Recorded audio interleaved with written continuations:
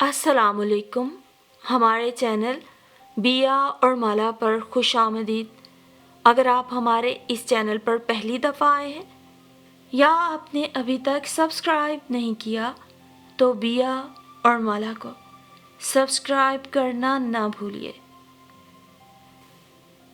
इंसान की याददाश्त भी क्या खूब शय है, सालों बाद भी चाहें तो कुछ भी इसके खातों में से निकाल कर फिर से दोहरा ले। मुझे भी आज कई साल बाद जमाल अंकल की कहानी सुनाने का इसलिए ख्याल आया कि आज ही किसी ने ये घर खरीदा है और इसको असर नो तामीर करवाने के लिए सारा घर गिराया जा रहा है। अब ऐसा भी नहीं कि जमाल अंकल से सिर्फ हमसायगी का ताल्लुक था, ये ताल्लुक तो आगे जाकर बहुत अहमियत इख्तियार कर गया।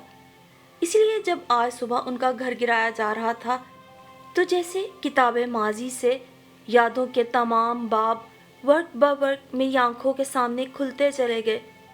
हमारे घर के बराबर में एक छोटा सा पुख्ता मकान था जिसमें एक स्कूल टीचर जमाल साहब रहाइश पजीर थे।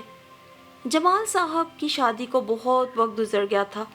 बड़ी मन्नतों मुरादों के बाद शादी के कोई 15-16 साल के बाद अल्लाह ने उन्हें माहरूख से नवाजा और उनकी माहरूख फिर इकलौती बेटी ही रही।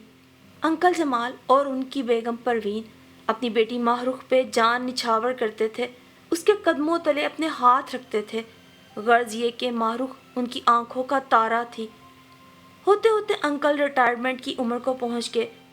रिटायरमेंट के बाद भी जब तक सेहत ने साथ दिया वो बच्चों को ट्यूशन पढ़ा के गुज़र-औक़ात करते रहे, लेकिन फिर बीमार रहने लगे तो उनके लिए ट्यूशन पढ़ाना भी मुश्किल हो गया और बिस्तर पे ऐसे पड़े कि फिर उठने के काबिल न रहे। दमे के मरीज थे, बीमारी ने जोर पकड़ा और देखते ही देखते राहिए मुल्के आदम हो गए। परवीन आंटी बेवगी की चादर ओढ़े इद्दत तक घर से बाहर ना निकली, लेकिन ये सफ़ेद पोश लोग थे। जमा पूंजी ने थोड़ा अरसा साथ दिया। अंकल सरकारी मुलाजिम थे नहीं कि रिटायरमेंट के बाद पेंशन आती रहती, घर भी किराए पे था, सो अब गुज़र औकात का मसला था। उनका कोई ऐसा हमदर्द या रिश्तेदार नहीं था जो बुरे वक्त में उनके सर पे हाथ रखता और उन माँ बेटी की कफालत की जिम्मेदारी लेता। नतीजा ये हुआ कि नौबत फाकों तक आन पहुंची। परवीन आंटी नेक अतवार सुघड़ और खामोश तबा लेकिन अनपढ़ थी, घरेलू कामकाज के सिवा दूसरा हुनर नहीं जानती थी। उनकी बेटी माहरूख को भी पढ़ने लिखने से कुछ ऐसा खास शुगफ नहीं था। जब तक तो जमाल अंकल जिंदा रहे उनकी बहुत ज़्यादा तवज्जो अपनी बेटी की तरफ रही, सो उनके खौफ से वो 8वीं तक पढ़ गई, लेकिन 9वीं में उसने स्कूल छोड़ दिया। फिर देखते देखते उनके घर में जब नौबत फाकों तक आई तो परवीन आंटी ने घर से बाहर कदम निकालने का सोचा। सबसे पहले फिर वो हमारे ही घर आई, अपनी मजबूरी अम्मी को बताकर घर के काम करने की रजामंदी जाहिर की। अम्मी ने भी उन्हें काम के लिए रख लिया। वो सुघड़ नेक शरीफ खातून थी, उन पे एतबार किया जा सकता था। अम्मी को उनके आने से बहुत आराम मिला। फिर अम्मी ने घर का तमाम छोटा बड़ा काम परवीन आंटी को दे दिया और बाकी मुलाजमों की छुट्टी करवा दी। हमें भी परवीन आंटी से बड़ी उनसीयत हो गई। हम छोटे थे जब से परवीन आंटी को देखना शुरू हुए और अब तो वो सारा दिन हमारे घर ही रहती। सुबह 7 बजे आ जाती और 4 बजे तक हमारे यहाँ रहती। नाश्ता खाना किचन सब उन्हीं के ज़िम्मे था। तमाम काम समेट के अपने घर जाती। दोपहर का खाना हमारे घर खा लेती और माहरूख के लिए अम्मी उन्हें साथ खाना दे देती। तनख्वाह के अलावा भी वो परवीन आंटी की तमाम ज़रूरियात ज़िंदगी के लिए उन्हें कुछ न कुछ दे दिया करती ताकि उस शरीफ औरत को किसी और के दर पे ना जाना पड़े। वक्त यूं ही गुजरता रहा। सर्दी हो या गर्मी वो मुकर्ररा वक्त पे आ जाती थी, कभी छुट्टी नहीं करती थी। तबीयत ठीक ना हो तब भी आ जाती। तब अम्मी ज़बरदस्ती उन्हें दवा और कुछ पैसे देकर छुट्टी देकर घर भेज देती। चंद साल तक वो बाकायदगी से काम पर आती रहीं, लेकिन अब कुछ दिनों से उनकी तबीयत ख़राब रहने लगी। उनसे काम नहीं होता था। एक रोज़ जब उनकी तबीयत ज़्यादा ख़राब हुई तो अम्मी जान उन्हें गाड़ी में बिठा के अस्पताल ले गई। 2 दिन तक परवीन आंटी अस्पताल में ज़िंदगी और मौत की जंग लड़ते लड़ते बिलाखिर अल्लाह को प्यारी हो गई। हम सबको उनकी अचानक वफ़ात का बहुत दुख हुआ।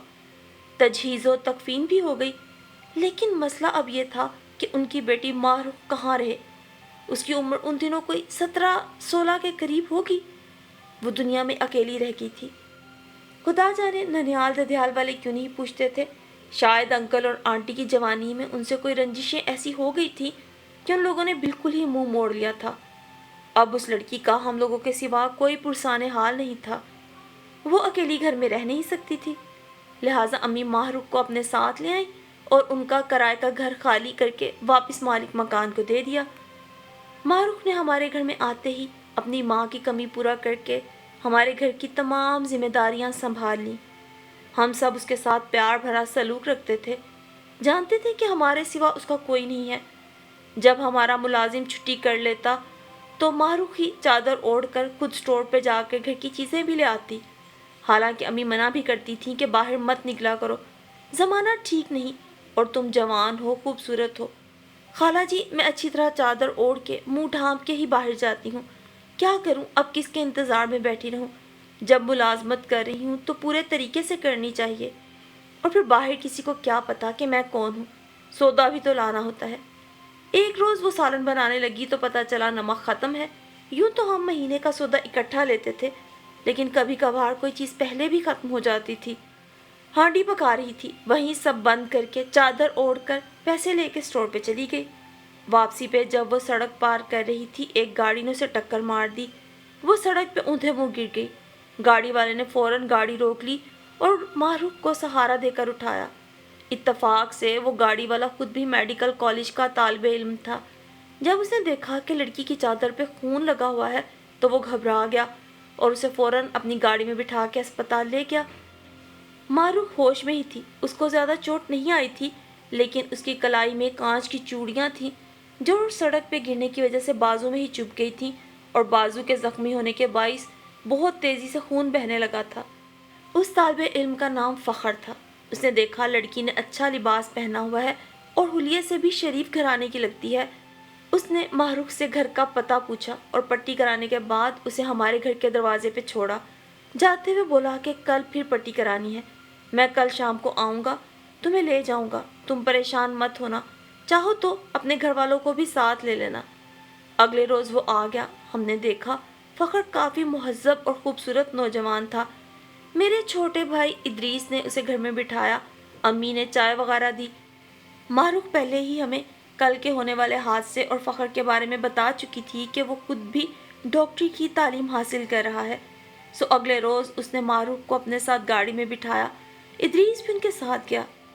4 روز تک اسی طرح اسے پٹی کرانا پڑی۔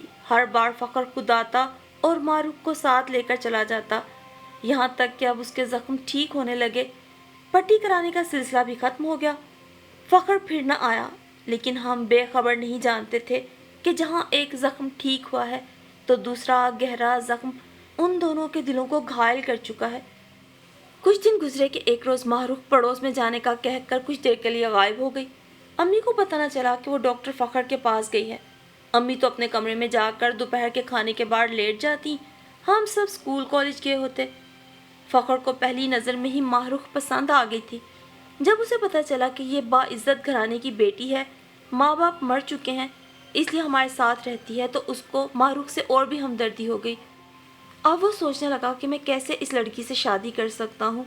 ایک دن وہ امی کے پاس آیا۔ امی نے کہا، بیٹا نہیں، مجھے کوئی اعتراض نہیں، اگر ماہ رخ راضی ہے تو یہ ہمارے لیے بھی خوشی کی بات ہے، تم سے اچھا بر بھلا ہمیں کہاں ملے گا، لیکن ہماری ایک شرط ہے، تم ڈاکٹری کی تعلیم مکمل کر لو اور اپنے والدین کو ہمارے پاس لے آؤ تو ہم بخوشی ماہ رخ کا ہاتھ تمہارے ہاتھ میں دے دیں گے۔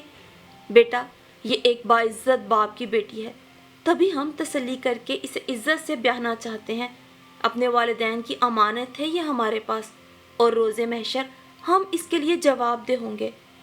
فخر جانتا تھا اس کے والدین اس رشتے پہ راضی نہیں ہوں گے، لہٰذا اس نے سوچا کہ ان کو درمیان میں ڈالنا مسئلے کو الجھانا ہوگا۔ اس کی بڑی بہن فاطمہ جو کہ بیاہ کے ملتان گئی تھی، فخر نے اسے فون کر کے اپنا مدعا بیان کیا۔ اس کی بہن نے کہا، جب تک میں خود لڑکی نہ دیکھ لوں، اس کا رہن سہن اور اس کے طور اتوار نہ صحیح سے جائزہ لے لوں، تمہارا ساتھ نہیں دے سکتی۔ مجھے کیا پتا تم نے کس لڑکی کو پسند کر لیا، اور یہ بھی کہ وہ کیسے لوگوں میں رہتی ہے۔ اور پھر فاطمہ نے اپنے والدین کو فون پر بتایا کہ فخر کسی لڑکی کو پسند کرتا ہے جس کے والدین اب اس دنیا میں نہیں ہیں۔ وہ یتیم لڑکی اپنے پڑوس کی فیملی کے ساتھ ان کی کوٹھی میں رہائش پذیر ہے اور کوٹھی کی مالکہ جس نے لڑکی کو بیٹی بنا لیا ہے اس کی شرط ہے کہ رشتہ تبھی دیں گی جب فخر کے گھر والے خود رشتہ لینے آئیں گے۔ فاطمہ کے باپ نے یہ سنا تو سختی سے بیٹی کو خبردار کر دیا کہ تم ہرگز وہاں مت جانا، کیونکہ فخر کی شادی میں اپنی بہن کی بیٹی سریا سے کرنا چاہتا ہوں۔ ہم نے بچپن سے فخر اور سریا کی بات پکی کر رکھی ہے اور یہ ہم بڑوں کا فیصلہ ہے۔ تم یا تمہارا شوہر درمیان میں پڑنے کی ضرورت نہیں تم لوگوں کو۔ باپ کے ڈر سے فاطمہ معروف کو دیکھنے نہ آ سکی۔ تبھی فخر نے معروف کو فون کیا کہ تم کسی طرح اپنے گھر والوں سے 2-3 گھنٹے کا کوئی بہانہ بنا کر میرے ساتھ ملتان چلو اور تم میری بہن سے مل لو۔ اس فون کے بارے میں معروف نے ہمیں پھر بعد میں بتایا، اور ایک دوپہر جب سب کھانا کھا کر اپنے اپنے کمروں میں سونے کے لیے چلے گئے تو وہ فخر کے ساتھ مظفر گڑھ سے ملتان کے لیے روانہ ہو گئی۔ بتاتی چلوں کہ مظفر گڑھ شہر ملتان سے آدھے گھنٹے سے بھی کم فاصلے پر ہے۔ دوسری طرف فاطمہ بھی ہر صورت اپنے بھائی فخر کی خوشی چاہتی تھی۔ ہر بہن کی طرح اسے بھی اپنا بھائی بہت پیارا تھا۔ اس نے معروف کے ساتھ کچھ دیر باتیں کی تو اسے معروف بہت پسند آئی۔ بولی، میں اپنے ساس سسر کے ساتھ تمہارا رشتہ ضرور لینے آتی، لیکن میرے والد صاحب کی وجہ سے میں نہیں آ سکتی۔ البتہ جب انہوں نے مجھ سے کچھ پوچھا تو میں یہ کہہ سکتی ہوں کہ تم اور بھائی خود ہمارے پاس آ گئے تھے، اس طرح میں تمہارا ساتھ دے سکتی ہوں۔ معروف کے لیے یہ کڑی آزمائش تھی، لیکن وہ ہر صورت فخر سے شادی کرنا چاہتی تھی۔ یہ اچھا بھی تھا کہ اس غریب لڑکی کی شادی ڈاکٹر سے ہو جاتی تو اس کی زندگی بھی سنور جاتی۔ اس نے اسی وقت اپنے طور ایک ایسا فیصلہ کیا جس میں اس نے ہمیں بھی شامل نہیں کیا، تاکہ بعد میں ہم فخر کے والدین کے ہاتھوں پھنس نہ جائے۔ اس نے صرف فون کر کے ہمیں اطلاع دی کہ آپ لوگ پریشان نہ ہوں، میں فخر کی بڑی بہن کے گھر ملتان میں ہوں اور میرا نکاح وہ اور اس کے شوہر فخر سے کروا رہے ہیں۔ یہ کہہ کے اس نے فون رکھ دیا۔ ادھر فاطمہ نے بھائی اور معروف کو اپنے کمرے میں بٹھا لیا اور اپنے والد کو فون کیا کہ فخر بھائی لڑکی کو میرے گھر لے آئے ہیں اور بضد ہیں کہ وہ یہاں نکاح کریں گے۔ ابا جی بہتر ہے آپ اجازت دے دیں تاکہ ہم اچھے طریقے سے اس کی ضد پوری کر دیں، ورنہ وہ جا کر کورٹ میرج کر لے گا تو ہماری کیا عزت رہ جائے گی۔ یہی بات فاطمہ کے شوہر نے بھی اپنے سسر کو سمجھانا چاہی۔ سسر تو الٹا ان کو پڑ گیا۔ اس نے کہا، بٹھاؤ انہیں ذرا، میں خود آ رہا ہوں اور اپنی موجودگی میں اس فریضے کو سر انجام دیے دیتا ہوں۔ تھوڑی دیر میں وہ گاڑی میں ملتان پہنچ گئے۔ فخر کو اس کے والد دوسرے کمرے میں لے گئے اور پوچھا، آخر تم کیوں اس اجنبی لڑکی سے شادی پر بضد ہو؟ وہ بولا، ابا جی مجھے یہ لڑکی پسند ہے، یتیم لڑکی ہے، ایک استاد کی بیٹی ہے، شریف گھرانے سے ہے، جس گھر میں رہتی ہے آپ بے شک ان لوگوں سے بھی مل لیں، وہ بھی شریف لوگ ہیں اور اس کے والدین کی تعریف کرتے ہیں۔ ہم ان کو اس لیے بتا کر نہیں آئے کیونکہ ان کی بھی یہی شرط تھی کہ میں اپنے والدین کو لاؤں تو ہی وہ اپنی اس منہ بولی بیٹی کا رشتہ مجھے دیں گے، اور آپ وہاں جانے پہ تیار نہ تھے۔ بابا جان، یہ لڑکی یتیم ہونے کی وجہ سے ہمدردی کی مستحق ہے اور میں اسے دنیا کے رحم و کرم پہ نہیں چھوڑ سکتا۔ میں اس لڑکی سے ہی شادی کروں گا۔ باپ کو بیٹے کی اس گستاخی پہ غصہ آ گیا اور اس نے فخر کے منہ پہ تھپڑ رسید کیا۔ کہا کہ ان شریف لوگوں کو بتائے بغیر تم ان کے گھر سے ان کی لڑکی اغوا کر کے لے آئے ہو تاکہ ہم بھی پھنسیں اور اس کی بھی بدنامی ہو۔ کیا میں نے اسی دن کے لیے تمہیں اچھے اداروں میں پڑھا لکھا کر میڈیکل میں داخلہ دلوایا تھا اور اتنا پڑھایا تھا کہ تم کل کسی کی بھی لڑکی بھگا لے آؤ؟ وہ جاہل اجڑ جو کسی کی عزت پہ بھی ہاتھ ڈالتے ایک لمحے کو نہیں سوچتے۔ اور یہ لڑکی کیسی ہے جو تمہارے کہنے پہ اپنے ہی محسنوں کو بتائے بغیر یوں گھر سے نکل پڑی؟ کوئی بھی ہو تمہاری جگہ اچکا بدماش یہ اس کے ساتھ یوں ہی منہ اٹھا کے چل پڑے گی؟ کون سا شریف خون ہے اس میں؟ اب سیدھے طریقے سے اس کو وہاں پہنچاؤ، ورنہ مجھ سے برا کوئی نہیں ہوگا۔ ابھی اس لڑکی کو اپنے گھر سے نکلے 5 گھنٹے ہوئے ہیں، ابھی کچھ نہیں بگڑا۔ یہ رات سے پہلے اس گھر واپس پہنچ جانی چاہیے۔ چاہے تو فاطمہ اور اس کا شوہر بھی تمہارے ساتھ جائیں اور اس لڑکی کو اس کے گھر چھوڑ کے آئیں۔ اس کے جو بھی والدین ہیں ہاتھ جوڑ کے ان سے معافی مانگے۔ اور جب فاطمہ کے شوہر نے یہ سنا اس نے صاف انکار کر دیا کہ یہ لڑکی خود ہی اپنے گھر والوں سے کوئی بہانہ بنا لے گی کہ سہیلی کے گھر چلی گئی تھی، نہ جانے وہ ہمارے ساتھ کس طرح پیش آئیں اور کیا پتہ ہمیں پولیس میں ہی نہ پکڑوا دیں۔ تو یاد رکھنا فخر کی شادی میں سریا سے ہی کروں گا۔ یہ کہہ کر ابا جی تو چلے گئے۔ ان کی بیٹی فاطمہ ان کا منہ تکتی رہ گئی۔ شور کی آواز سن کر دوسرے کمرے میں بیٹھی ماروخ بھی سہم گئی۔ سوچنے لگی اب وہ واپس اس گھر کیسے جا سکتی ہے جہاں سے واقعی وہ بغیر اجازت ایک طرح سے بھاگی ہی ہے۔ وہ بھی اب مجھے نہیں رکھیں گے۔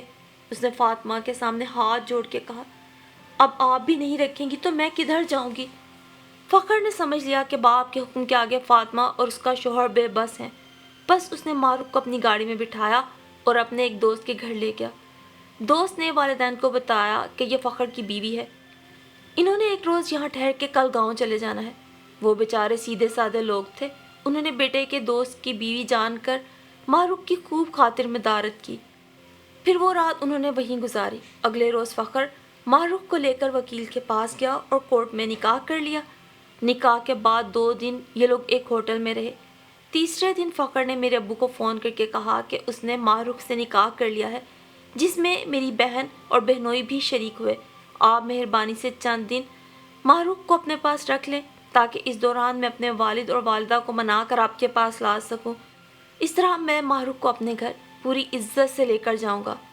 پہلے تو میرے ابو راضی نہ ہوئے، لیکن جب ڈاکٹر فخر نے اپنے وکیل سے بات کروائی تو اس کی مجبوری کو سمجھتے ہوئے ابو نے ہاں کہہ دی۔ ٹھیک ہے، ہم ماسٹر جمال کی مرحومہ بیوی کا لحاظ کرتے ہیں، آپ ماروخ کو چھوڑ جائیں، لیکن نکاح نامے کی ایک کاپی بھی ساتھ لیتے آئیں۔ فخر اپنے وکیل کے ساتھ نکاح نامے کی کاپی بھی لایا۔ وکیل نے گواہی دی کہ میں نے کورٹ میں ان کا نکاح ان کے بہنوئی کی موجودگی میں کروایا ہے۔ نکاح نامے کی کاپی ابو نے لے کر ماروخ کو گھر میں رہنے کی اجازت دے دی۔ فخر چند دنوں کی مہلت مانگ کے چلا گیا۔ ماروخ پہلے کی طرح ہمارے پاس رہنے لگی، لیکن اب وہ پرسکون نہیں تھی اور ہم بھی اس کے بارے میں فکر مند رہتے۔ فخر بظاہر اچھا انسان نظر آتا تھا، لیکن ابھی وہ بھی اپنی تعلیم کے آخری سال میں تھا، اپنے اخراجات کے لیے والدین کا محتاج تھا۔ آخر کو میڈیکل کی تعلیم بہت مشکل ہے، وہ پڑھتے ہوئے ساتھ نوکری بھی نہیں کر سکتا تھا، کسی سے اتنا پیسہ مانگ بھی نہیں سکتا تھا، اس لیے ہر طور وہ اپنے والدین کا محتاج تھا۔ والدین سے یہ شادی خفیہ رکھی۔ وہ باپ سے کسی طور مقابلہ نہیں کرنا چاہتا تھا، ورنہ تو پھر اس کا خرچ بند ہو جاتا اور تعلیم ادھوری رہ جاتی۔ فخر نے فائنل کا امتحان پاس کر لیا، ہاؤس جاب بھی مکمل کر لی۔ اس دوران ماروخ نے خوبصورت سے بیٹے سیف اللہ کو جنم دیا۔ وہ ابھی بھی ہمارے پاس رہتی تھی کیونکہ فخر ابھی تک اس کو اپنے ساتھ رکھنے کے قابل نہیں ہوا تھا۔ اس کا کہنا تھا جو ہی میری آمدنی شروع ہوگی میں آ کر ماروخ اور اپنے بیٹے سیف اللہ کو لے جاؤں گا۔ وہ دن میں صرف 15-20 منٹ کے لیے یا آدھے گھنٹے کے لیے آتا، وہ بھی مہینے 2 مہینے بعد، لیکن فون پر اپنی بیوی سے رابطہ رکھتا اور سیف اللہ کے خرچے کے لیے جو بن پڑتا دے جاتا تھا۔ اور پھر ایک روز فخر کے والد نے اسے فون کر کے جلدی گھر بلوایا۔ اس نے یہ بات ماروخ کو بتا دی کہ گھر سے فون آیا ہے اور مجھے جلدی جانا ہے کہ امی بیمار ہیں۔ وہ گاؤں گیا تو گاؤں میں اور ہی ماحول تھا۔ گھر میں اس کی شادی کی بھرپور تیاریاں کر لی گئی تھیں، تاریخ بھی اس کی غیر موجودگی میں ہی طے کر دی گئی تھی۔ وہ بہت پریشان ہوا کیونکہ وہ تو شادی کر چکا تھا اور دوسری شادی وہ کیسے کر سکتا تھا۔ اس نے اپنے باپ سے کہا کہ میں سریا سے شادی نہیں کرنا چاہتا، میں اسے پسند نہیں کرتا، اس لیے میں واپس جا رہا ہوں۔ ابا جی نے غصے میں کہا کہ تمہیں میری عزت کی کوئی پرواہ نہیں اور نہ اپنی بہن کی پرواہ ہے جو تمہارے چچا کی بہو ہے۔ اگر تم نے ان کی لڑکی کو ٹھکرایا تو تمہاری بہن کا گھر بھی برباد ہو جائے گا۔ اگر آج تم نے میری عزت رکھ لی تو میں وعدہ کرتا ہوں تمہاری دوسری شادی میں خود کرواؤں گا۔ آج میری بات مان جاؤ۔ غرض انہوں نے ایسی جذباتی باتیں کی کہ برادری نے فخر سے بات منوا لی اور جو تاریخ مقرر کی گئی تھی اسی پہ فخر کی شادی سریا سے کرا دی گئی۔ شادی کے بعد اس کے والد اور چچا نے کافی دنوں تو اسے گاؤں سے باہر ہی نہ جانے دیا۔ کہا کہ 3 ماہ تو تمہیں اپنی دلہن کے ساتھ رہنا ہے، بعد میں شہر چلے جانا۔ دوسری طرف فاطمہ جو ماروخ سے اب رابطے میں رہتی تھی، اس کے بچے کو بھی دیکھنے آئی تھی، اس کے لیے اکثر تحفے تحائف بھی بھیجا کرتی تھی۔ اسی نے فون پہ ماروخ کو بتایا کہ فخر بھائی کو والد اور تایا چاچا نے مجبور کر کے اس کی شادی اس کی بچپن کی منگیتر سے زبردستی کروا دی ہے۔ وہ ابھی جلدی تمہارے پاس نہیں آ سکتا، لیکن جلد آ بھی جائے گا۔ تم تسلی رکھو اور گھبرانا نہیں۔ ہمارے خاندان میں اور کوئی اچھی بات ہو یا نہ، لیکن یہ ایک ضرور ہے کہ مرد 2 یا 2 سے زیادہ شادیاں بھی کر سکتا ہے اور کوئی بیوی بھی دوسری بیوی یا پہلی بیوی کو طلاق نہیں دلواتی، کیونکہ ہمارے خاندان میں طلاق کو برا سمجھا جاتا ہے۔ تمہاری سوتن اپنی جگہ رہے گی اور تم اپنی جگہ رہو گی۔ ہاں، کچھ عرصہ تم کو صبر سے انتظار کرنا ہوگا جب تک کہ حالات معمول پہ نہیں آ جاتے۔ ماہ رخ تو گویا یہ بات سن کر کانٹوں پہ لوٹنے لگی، بہت روئی، بہت تڑپی، بار بار اپنے بچے کو سینے سے لگا کے تڑپتی کہ اب اسے باپ کا نام کون دے گا۔ لیکن صبر کے سوا تو کوئی چارہ بھی نہیں تھا۔ امی ابو نے بھی اس کی دل جوئی کی، کہا کہ تم پہلے بھی اس گھر میں رہ رہی تھیں، اب بھی رہتی رہو، غلطی تو بہرحال بیٹا تمہاری ہی ہے، یوں کبھی بھی بنا سوچے سمجھے زندگی کا اتنا اہم قدم نہیں اٹھانا چاہیے۔ پھر بھی ہم تمہیں سڑک پہ نہیں بٹھائیں گے، صبر سے کام لو، مردوں کی زندگیوں میں ایسی مجبوریاں ہو جاتی ہیں، اب یہ امتحان فخر کا ہے، تم صرف صبر کر سکتی ہو۔ بعض اوقات انسان صبر کر لے اور اپنے لیے خلوص نیت سے دعا کرے نا تو حالات ٹھیک بھی ہو جاتے ہیں۔ جب فخر کے حالات ٹھیک ہوں گے اور اس کے اندر خلوص بھی ہوگا تمہارے لیے تو وہ تمہیں لینے آ جائے گا۔ اس کے 2 سال میں پھر فخر کا کوئی 3-4 بار ہی فون آیا، لیکن وہ خود نہ آ سکا۔ اس طرح 3 سال کا عرصہ گزر گیا۔ ہم نے بھی آس ختم کر دی۔ ابو ماہ رخ کو سمجھاتے، بیٹی غم نہ کرو، تمہارا بیٹا بڑا ہو جائے گا، شوہر آیا نہ آیا بیٹا تو تمہارا سائبان بن جائے گا نا، اور پھر ہم بھی ہیں، یوں سمجھو تم اپنے ماں باپ کے گھر میں ہو۔ اور پھر وقت خاموشی سے پر اڑا کے گزرنے لگا۔ فخر اور ماہ رخ کا بیٹا سیف اللہ 5 سال کا ہو گیا، وہ ہو بہو فخر کی شکل پر گیا۔ ہم حیران تھے کہ کیا فخر کو اپنے بیٹے کی بھی یاد نہیں آتی؟ ماہ رخ تو مرجھا کر رہ گئی تھی۔ اس نے ہمارے گھر کو اور اسی کام کو اپنا نصیب سمجھ لیا، سارا دن گھر کے کاموں میں جٹی رہتی، رات کو سرونٹ کوارٹر میں جا کے سو جاتی۔ ایک ڈاکٹر کا بیٹا سرونٹ کوارٹر میں پل رہا تھا اور اس کی ماں جو کہنے کو میرے باپ کی منہ بولی بیٹی تھی لیکن اصل میں تو ہماری ملازمہ ہی تھی نا۔ لیکن فخر کو اس بات کا بھی احساس نہیں تھا۔